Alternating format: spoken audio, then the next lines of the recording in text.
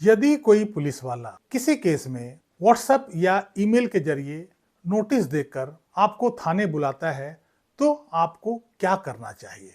आपको जाना चाहिए या नहीं जाना चाहिए? क्या किसी पुलिस वाले को यह अधिकार है कि वो व्हाट्सएप या ईमेल के जरिए नोटिस भेजकर किसी भी आरोपी या गवाह को थाने बुला सकता है? आज हम इस अंक में इसी विषय पर चर्चा करेंगे और जानेंगे कि कानून क्या कहता है और ऑनरेबल सुप्रीम कोर्ट का इस पर क्या राय है। नमस्कार, इस अंक में आप सभी का बहुत बहुत स्वागत है। जब कोई एफआईआर किसी के खिलाफ किसी अपराध के लिए रजिस्टर्ड होता है, उसके बाद उसमें एक इन्वेस्टिगेशन ऑफिसर मतलब आईओ अपॉइंट होता है जो उस मैटर का इन्वेस्टिगेशन करता है। इन्वेस्टिगेशन ऑफिसर कौन होगा? यह थाने का अपना एडमिनिस्ट्रेटिव मैटर है। हालांकि छोटे मोटे केस में हेड कांस्टेबल या एएसआई आमतौर पर इन्वेस्टिगेशन ऑफिसर बनाया जाता है, लेकिन उससे कुछ बड़े मैटर होते हैं, उसमें एसआई और इंस्पेक्टर भी उस केस का इन्वेस्टिगेशन ऑफिसर बनते हैं। इन्वेस्टिगेशन के दौरान जो आईओ है वो आरोपी या विटनेस को व्हाट्सएप या ईमेल के जरिए नोटिस भेजता है जिसमें लिखा होता है कि इस तारीख को आप थाने में उपस्थित होकर अपना जवाब पेश कीजिए, नहीं तो आपको गिरफ्तार भी किया जा सकता है। ऐसे में बहुत सारे लोग गिरफ्तारी के भय के कारण वो थाने चले जाते हैं। लेकिन क्या यह नोटिस भेजने का तरीका जो व्हाट्सएप और ईमेल से भेजा जाता है वो सही है? क्या वो वैधानिक है? मैटर को इन्वेस्टिगेट करना और किसी भी आरोपी या गवाह को बुलाना यह एक कानूनी प्रक्रिया है जिसका उल्लेख सेक्शन 41A ऑफ सीआरपीसी और बीएनएसएस की धारा 35 में मिलता है।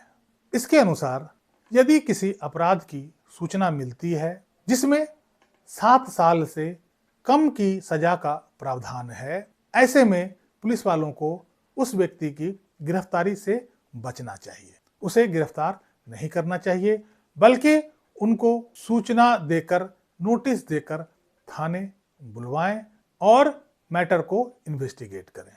ऐसे केस में तुरंत गिरफ्तारी से हर पुलिस वालों को बचना चाहिए। यदि वो सूचना का अनुपालन नहीं करे तब जाकर आप उसे अरेस्ट कर सकते हैं, गिरफ्तार कर सकते हैं, लेकिन पहले आपको उन्हें सूचना देना होगा, नोटिस सर्व करना होगा। अब प्रश्न यह उठता है कि आखिर उस आरोपी को या गवाह को पुलिस वाला नोटिस कैसे भेज सकता है? क्या वो व्हाट्सएप या ईमेल के जरिए नोटिस भेज सकता है?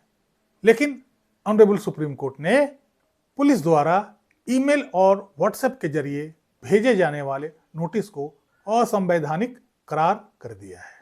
केस का नाम है Satyendra Kumar until versus CBI 2025 supreme court. इस केस में ऑनरेबल सुप्रीम कोर्ट ने स्पष्ट कह दिया है कि यदि कोई पुलिस अधिकारी किसी व्यक्ति को बुलाने के लिए नोटिस या सूचना जारी करता है तो उसे डाक के माध्यम से ही भेजा जाना चाहिए या कोई पुलिस अधिकारी उसे दस्ती सर्विस करवा सकता है। लेकिन पुलिस वालों को यह अधिकार नहीं है कि वो यह सूचना, यह नोटिस व्हाट्सएप या ईमेल के जरिए उस व्यक्ति तक पहुंचाए। मतलब पुलिस वाला ईमेल और व्हाट्सएप के माध्यम से आपको नोटिस नहीं भेज सकता है। यदि वो ऐसा करता है तो यह एक असंवैधानिक प्रक्रिया है और इसे इल्लीगल घोषित किया जा सकता है। ऑनरेबल सुप्रीम कोर्ट ने कहा कि भारतीय नागरिक सुरक्षा संहिता यानी बीएनएस की धारा 530 में यह स्पष्ट लिखा है कि न्यायालय को यह अधिकार है कि वो किसी भी कंप्लेनेंट, विटनेस या आरोपी को न्यायालय में उपस्थित होने के लिए व्हाट्सएप या ईमेल के जरिए उसे बुला सकता है। लेकिन यह अधिकार पुलिस वालों को नहीं है। न्यायालय उस आरोपी को, कंप्लेनेंट को या विटनेस को बुलाने के लिए इलेक्ट्रॉनिक डिवाइस का उपयोग तो कर सकती है, लेकिन पुलिस अपने इन्वेस्टिगेशन में यदि किसी आरोपी को या विटनेस को बुलाता है तो वो इलेक्ट्रॉनिक गैजेट का इस्तेमाल नहीं कर सकता है।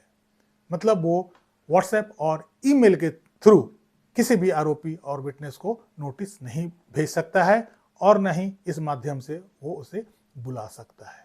अब प्रश्न उठता है कि यदि किसी व्यक्ति के पास ऐसा कोई सूचना, ऐसा कोई नोटिस पुलिस वालों के यहाँ से आता है और उसमें कहा जाता है कि इस तारीख को थाने में उपस्थित होना है, अदरवाइज आपको गिरफ्तार किया जा सकता है। ऐसी स्थिति में या तो आप उस नोटिस को इग्नोर कर सकते हैं क्योंकि यह असंवैधानिक है, या फिर इस नोटिस का आप जवाब दे सकते हैं और इस जवाब में सुप्रीम कोर्ट का इस लैंडमार्क जजमेंट का रेफरेंस दे सकते हैं कि यह जो नोटिस भेजा गया है वो इलीगल है और असंवैधानिक है, इसलिए आप नोटिस प्रॉपर तरीके से भेजें।